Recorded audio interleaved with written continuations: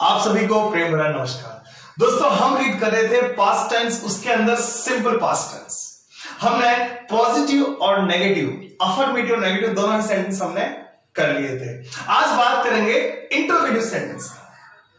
Interrogative sentence क्या होते हैं? प्रश्नात्मक वाक्य जिसमें सवाल पूछे जाते हैं, लेकिन वो सवाल जिसका जवाब मात्र हां या ना में हो।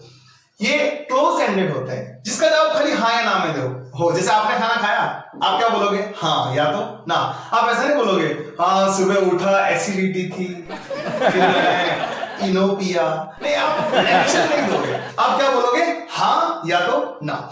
ऐसे वाक्यों को बोलता है इंटरोगेटिव सेंटेंस।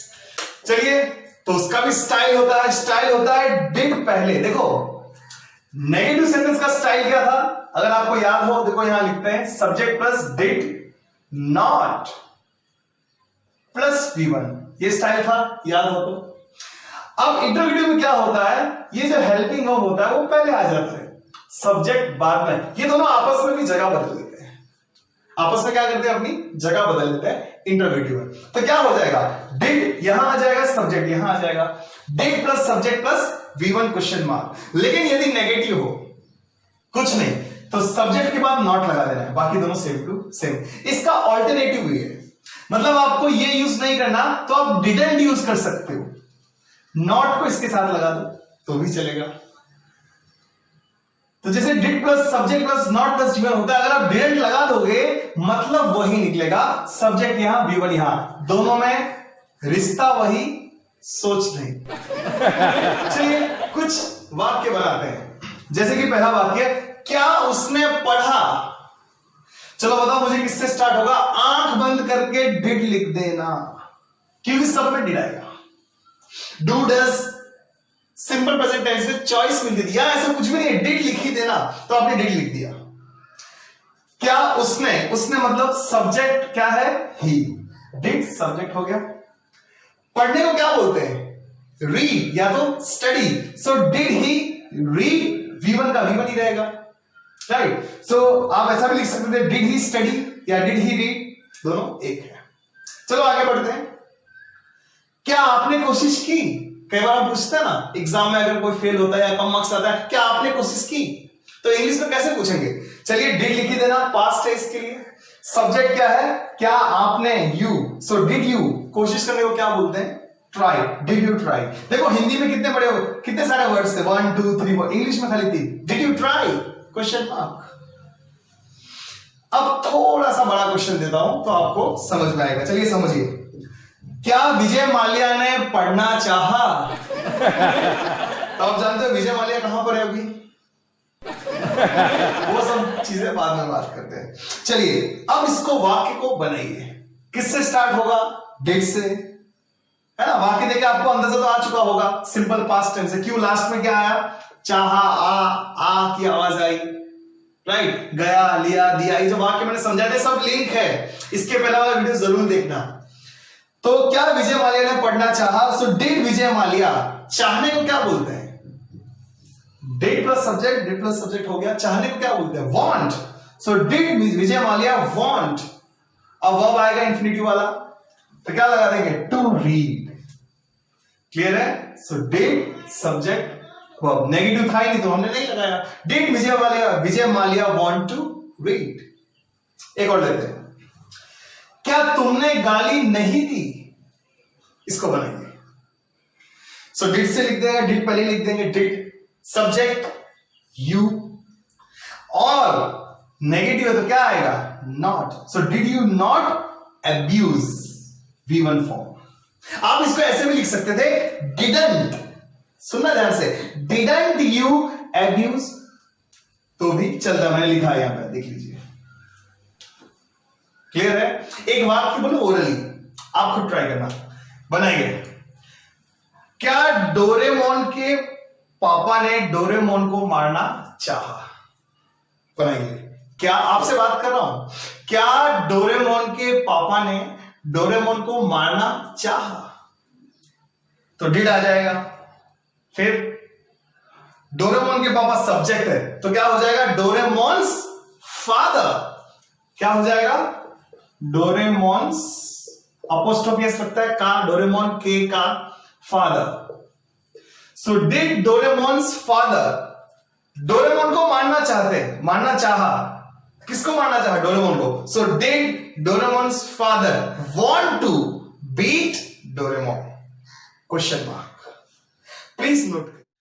तो चलिए दोस्तों टॉपिक को आगे लेके जाते हैं। आप आज और अभी हम बात करेंगे किसकी? इंटरव्यू सेंटेंस हमने पढ़ लिया, अब बात करेंगे WH क्वेश्चंस की।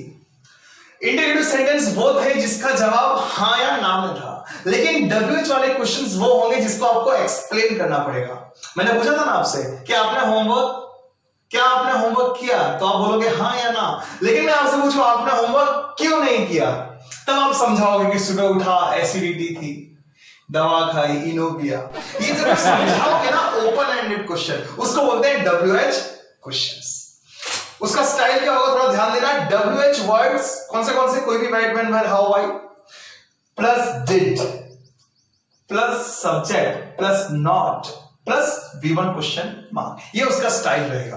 देखो पहले वाले के स्टाइल में यहां लिखे पॉजिटिव का सब्जेक्ट प्लस V2, नेगेटिव का डिड नॉट प्लस V1 और इंटरव्यू का डिड नॉट पहले आ जाता है, subject plus V1 question mark, और WH का ये रहा। चलिए एक वाक्य बनाते हैं। तुम लोग चाइना कब गए? चाइना जाना मत, कोरोना वायरस के बारे में सुना है ना। तुम लोग चाइना कब गए? तो चलो यहां पे ढूंढो WH वर्ड कौन सा है?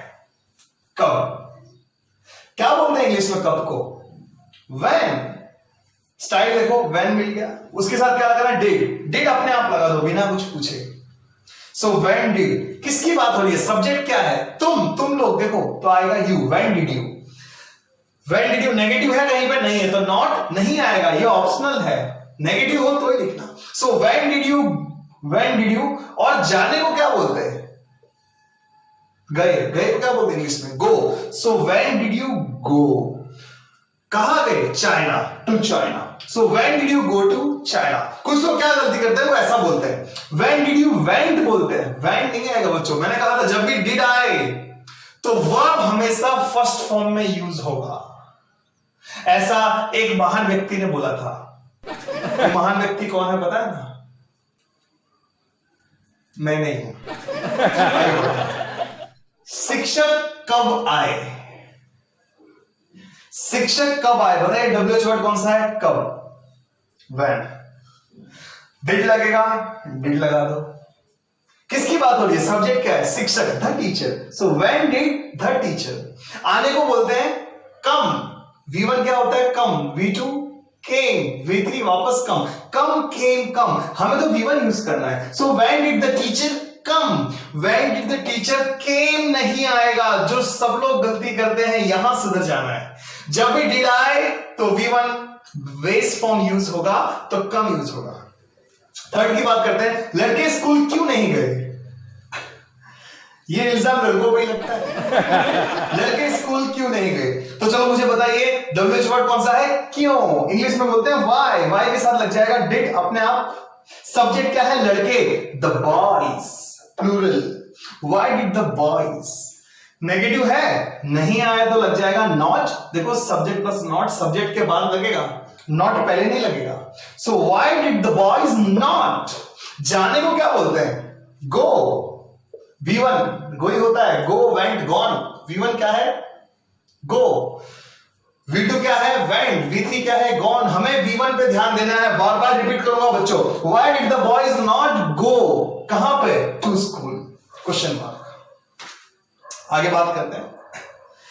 तुम्हारे दोस्त ने तुम्हें कहां पीटना चाहा? जनरली मारने वाली जगह फिक्स होती है। चलिए ध्यान दीजिए, तुम्हारे दोस्त ने तुम्हें कहां पीटना चाहा? कौन सी जगह पर? सोसाइटी के किस कोने में जाके आपको मारना चाहता था? ध्यान दीजिए। सो WH वर्ड कौन सा है? कहां, वेयर। फिर डिड आंख बंद करके लिख देना, वेयर डिड। सब्जेक्ट क्या है? तुम्हारा दोस्त या तुम्हारे दोस्त। सो तुम्हारे दोस्त ने, so where did your friend, subject हो गया।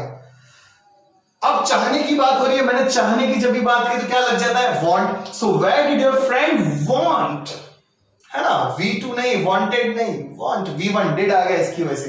So where did your friend want? वो मारना चाहता था, तो क्या लिखेंगे उसको? Infinitive to beat.